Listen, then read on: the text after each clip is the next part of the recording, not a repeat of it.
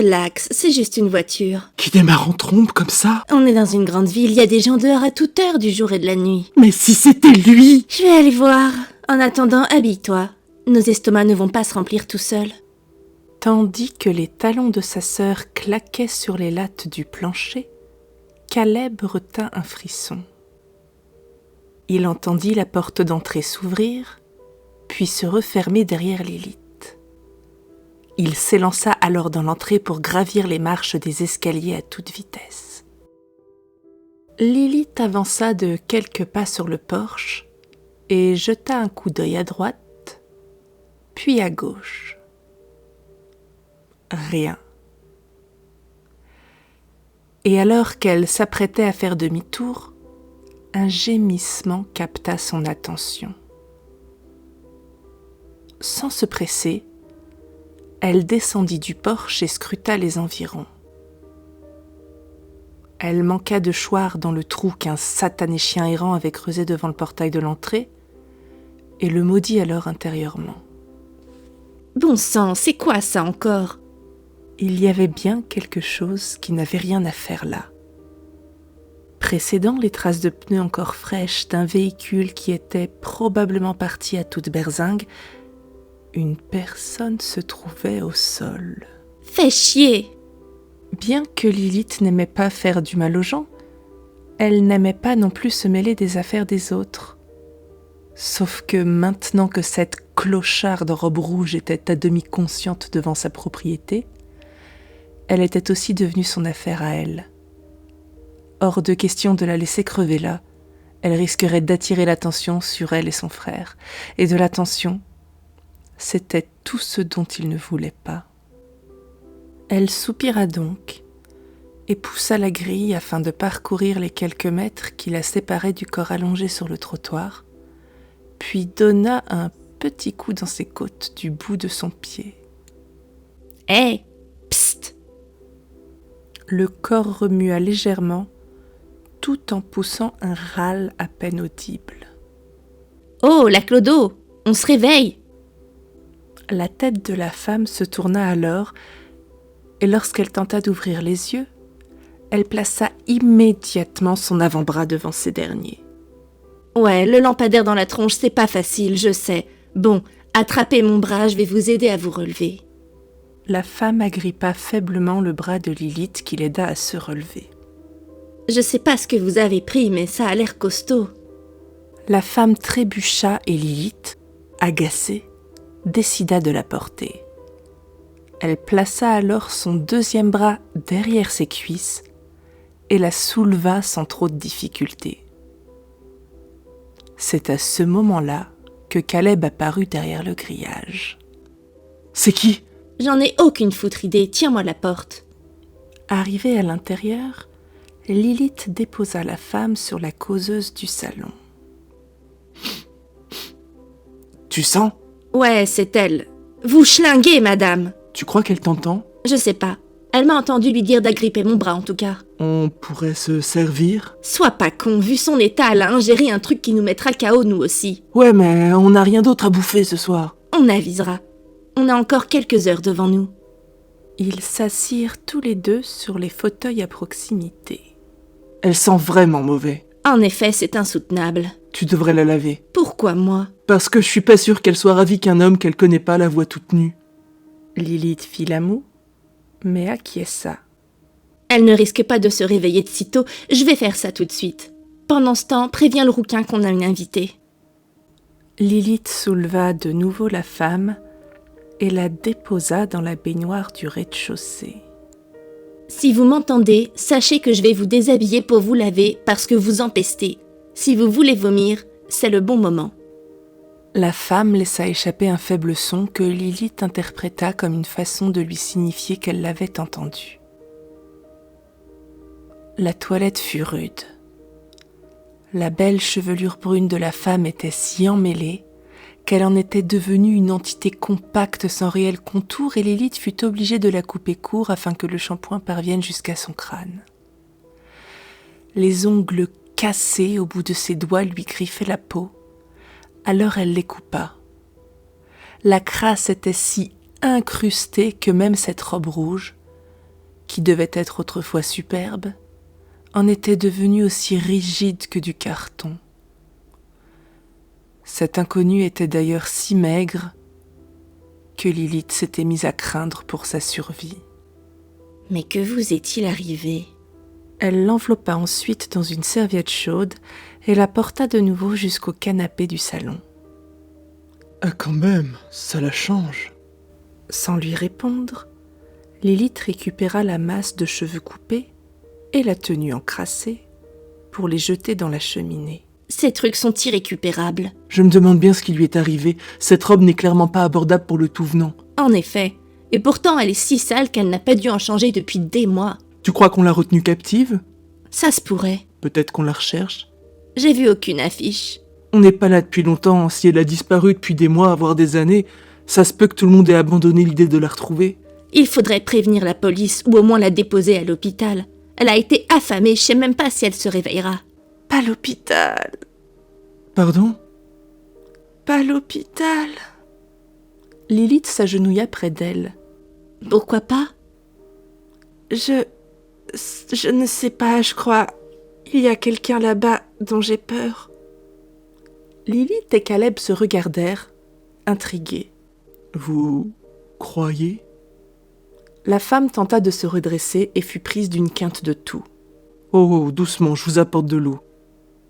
Malgré son ressentiment premier face à la situation, Lilith sentait grandir en elle une empathie certaine pour cet inconnu. Vous savez comment vous vous appelez ? La femme fit non de la tête. Ça va probablement revenir, ne vous en faites pas. Caleb tendit alors un grand verre d'eau et la femme l'attrapa mollement avant d'en vider le contenu d'une traite. Vous semblez mal en point, vous devriez vous reposer. Je vais vous amener à notre chambre d'amis pour que vous soyez confortablement installés. Nous, on doit partir travailler. On travaille de nuit.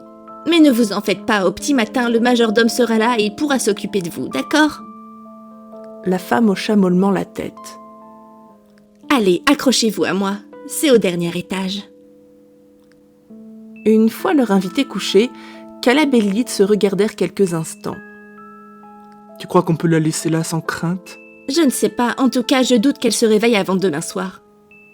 Ils soupirèrent en chœur avant de quitter leur domicile, laissant exceptionnellement la porte d'entrée et la grille ouverte, au cas où l'inconnu préférerait s'en aller et éviter ainsi qu'elle ne s'amuse à briser une vitre.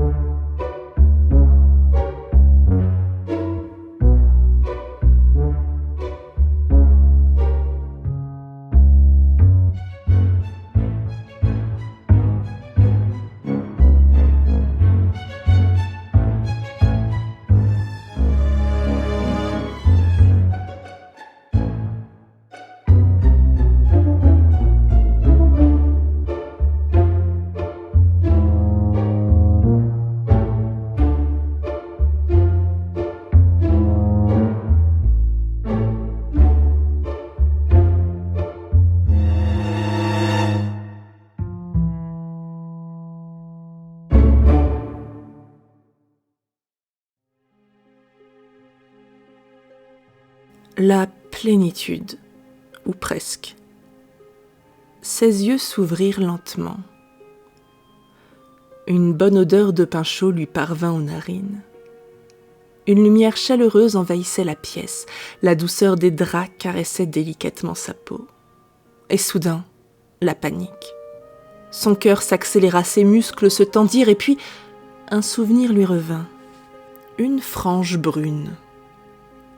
Ce souvenir était accompagné d'un sentiment de réconfort presque maternel. Elle ne savait pas exactement où elle était, ni chez qui, mais une impression de sécurité prit soudainement le dessus. Elle se redressa et sa tête lui parut anormalement légère. Ses cheveux, ils avaient été coupés. Ça lui revenait maintenant. Sur le lit d'à côté, des vêtements avaient été posés, parfaitement pliés.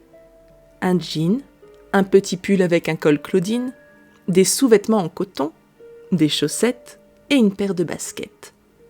Le tout à sa taille. Elle les enfila doucement tout en s'étonnant de ne pas les reconnaître, puis passa la porte la plus proche. Elle se trouvait dorénavant dans un couloir. À sa droite, une bibliothèque bien fournie, et à sa gauche, une pièce plus grande qui accueillait un atelier de couture et des mannequins habillés de robes superbes et de costumes cintrés. Un échiquier longeait l'escalier qui menait à l'étage inférieur. Elle l'emprunta alors, toujours alerte, mais l'estomac gargouillant à l'odeur de boulangerie qu'elle suivait. Un petit espace, des portes, un balcon qui surplombait une entrée richement décorée. Elle resta là quelques instants, observant l'endroit. Il y avait quelque chose dans cette décoration qui lui était familier. L'endroit lui paraissait chaleureux, habituel presque. Elle tenta de se remémorer une image, mais le souvenir qui s'apprêtait à revenir s'évanouit la seconde d'après dans le néant de son esprit. Une porte s'ouvrit et un homme aux cheveux roux et à la tenue guindée apparut. Il remarqua la jeune femme et lui sourit.